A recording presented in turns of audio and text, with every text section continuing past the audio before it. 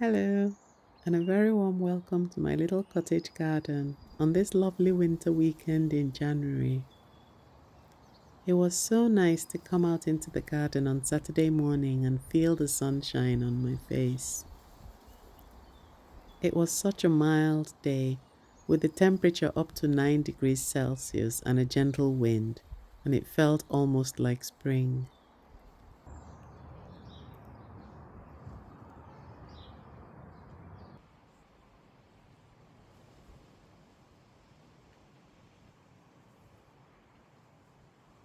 I even saw a pair of ladybirds out, which is quite surprising as they usually don't wake up this early. It was the RSPB Big Bird Watch in the UK this weekend, and over an hour I counted 7 different species of bird in my garden. I hope I identified them right. It isn't easy to see them clearly from the house. I think next year I'll get a pair of binoculars. My main task for the weekend was to plant up this galvanized metal container. This has been sitting at the bottom of my neighbor's garden for years, and she was very happy for me to take it off her. I think it must have been a compost bin, as it has a large opening at the bottom on one side. I put it in this rectangle which used to be my nettle patch, and there were also two ancient roses here. I left one of the roses in and I dug the other one up and put it in a planter. This pink one is the one I left in, and the white one behind it is the one I dug up.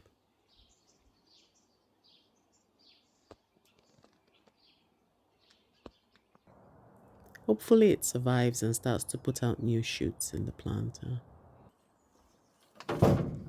I filled the planter halfway with old apple tree prunings.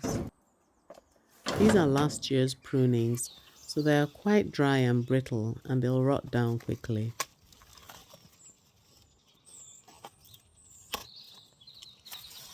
Fresh prunings can tie up nitrogen in the soil as they decompose, so even though I have a whole pile of prunings from the Philadelphus I cut back last weekend, I didn't put those in.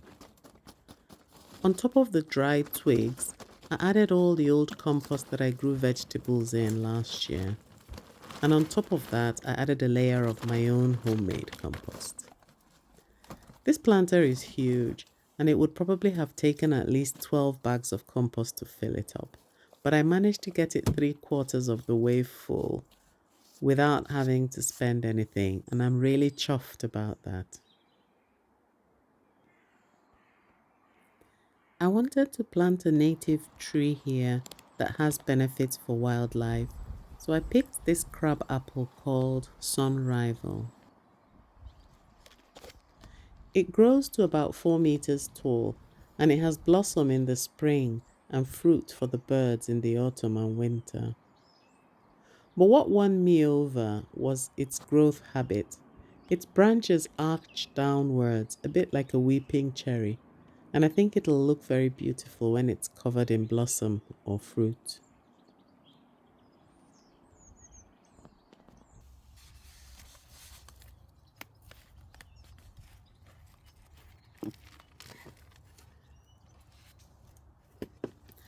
The roots look really healthy. The plant isn't root bound at all.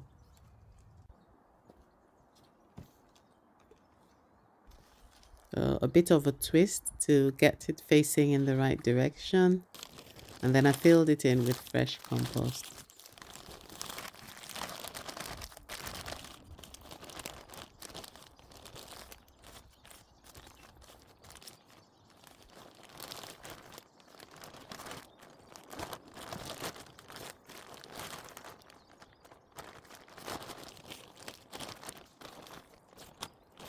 This container is going to get full sun for at least 6 hours of the day, so I need to consider that when choosing companion plants for the crabapple. And I also want to choose plants that will attract pollinators.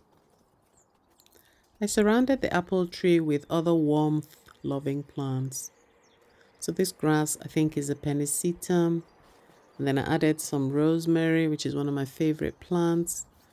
I also added some sage, which I grew from a cutting, as well as some erigeron, which I dug up and divided. This planter will get quite warm in the summer, and these other plants will help to shield the roots of the crabapple from the worst of the heat. I'll also need to keep an eye on this planter in the summertime to make sure it gets lots of water. But at the moment, we're having plenty of rain and the weather is still really cool. So, nothing to worry about at the moment, and the plants will have plenty of time to get established before it starts getting really hot. So, while I was working on the galvanized planter, my mind kept coming back to this space.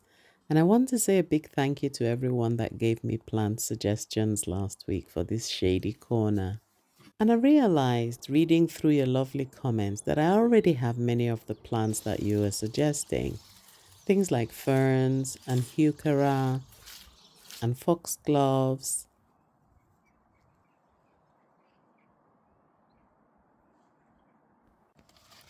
And I have this big planter of hellebores that I've been planning to put in the ground. This one is a relatively late flowering variety of hellebore. So I thought this was meant to be a February project. But why wait till February to buy more plants when I have all these ones?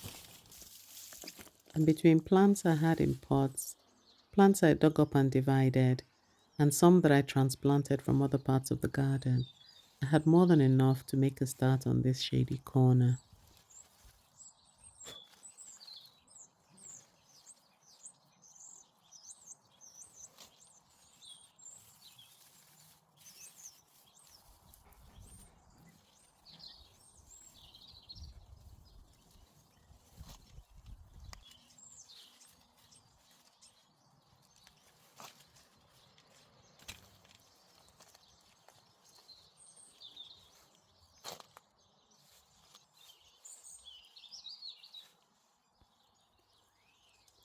I will still buy some more plants for this space. I loved the suggestion to have English bluebells and sweet woodruff growing here.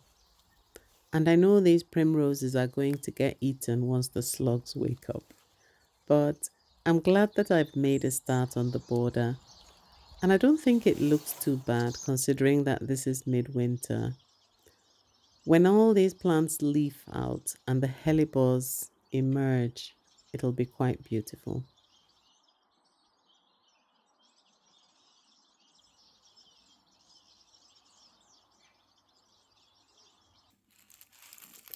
My last job for the weekend was to pot up this camellia called Marie Williams. This was a Christmas present from a dear friend, Carol, who watches the channel. And she also gifted me this beautiful trowel and hand fork set, along with a lot of other gardening goodies. Camellias like ericaceous or acid soil, and I had some ericaceous compost delivered this weekend along with my crab apple tree.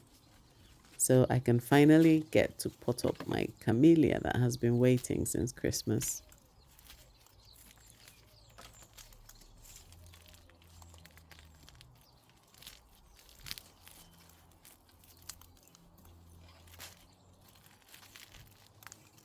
So shout out to Carol. Thank you very much. Our camellia is already covered in buds, and I look forward to enjoying the flowers very soon.